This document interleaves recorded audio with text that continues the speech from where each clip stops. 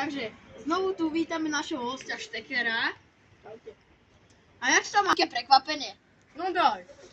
Takže mám tu pre teba najšmradlavejšie ovocie na svete, ktoré sa volá durian.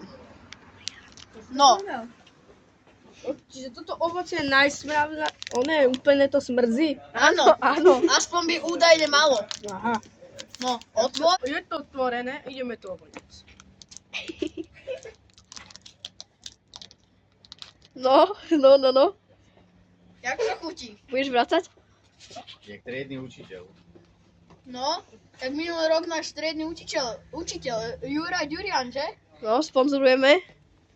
To bol náš bývalý triedny. No, aké to a je? jak to chutí? Jak Rafaelo, ako keby by to trošku smradlavé Rafaelo.